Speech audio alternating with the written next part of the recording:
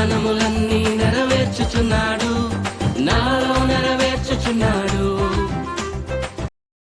మొదటిగా దేవాతి దేవుని వందనాలు. ఈ వాగ్దానాలు వింటున్న ప్రతి ఒక్కరికి ప్రభువైన యేసుక్రీస్తు నామంలో నా శుభాలు వందనాలు తెలియపరుస్తూ ఉన్నాను.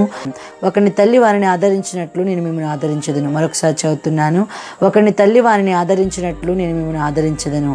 యెషయా గ్రంథము 66వ అధ్యాయము 13వ వచనం. దేవుని వాక్యము తెలియపరుస్తూ ఉంది. దేవుడు వాగ్దానం చేస్తూ ఉన్నాడు. ఏంటో తెలుసా? ఒకరిని తల్లి వారిని ఆదరించినట్లుగా నేను మిమ్మల్ని ఆదరిస్తాను అంటున్నాడు.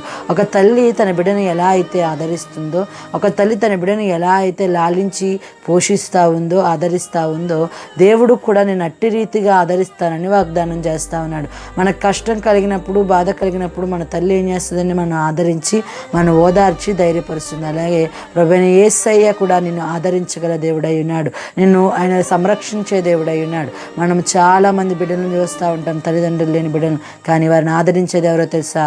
ప్రభువైన యేసయ్య వారిని ఆదరిస్తూ ఉంటాడు. ఆయన వారికి ధైర్యం చెప్తూ ఉంటాడు. ఎలా అని మనం అనుకుంటూ ఉంటాము, కానీ దేవుని మాట, దేవుని యొక్క వాక్యం మన జీవితాలకి ఆదరణ ఇస్తూ ఉంది. దేవుని యొక్క వాక్యము మన జీవితాలకు నెమ్మదినిస్తూ ఉంది. అయితే దేవుడు సెలవిస్తూ ఉన్నాడు, వాగ్దానం చేస్తూ ఉన్నాడు, ఒకరిని తల్లి వారిని ఆదరించినట్లుగా నేను మిమ్మల్ని ఆదరిస్తానంటున్నాడు. మన నష్ట సమయంలో, కష్ట సమయంలో ప్రభువైన యేసయ్య నీకు నాకు ఆదరణగా ఉంటాడు. ఆయన మనకు తోడుగా ఉంటాడు. నిన్నెన్నటికీ ఆయన చేయి విడిచిపెట్టేవాడు కాదు. కనుక దేవుడు మనకు చేస్తున్న వాగ్దానం, ఆయన నిన్ను ఆదరిస్తానని వాగ్దానం చేస్తూ ఉన్నాడు. కనుక ఆయన నిన్ను ఆదరిస్తాడని, నిన్ను విడిచిపెట్టాడు.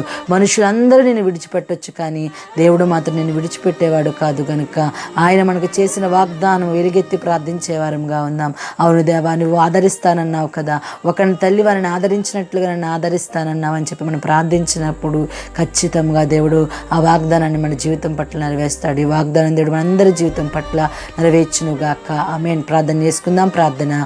పరిశుద్ధుడు, ప్రేమమయుడు మా ప్రియ పరలోకపు తండ్రి, యేసుని ఘనమైన అతి శ్రేష్టమైన నామానికి వందనాలయ్యా. అవును ప్రభువా, ఒకరిని తల్లి వారిని ఆదరించినట్లుగా నువ్వు మమ్మల్ని ఆదరిస్తానన్నావయ్యా.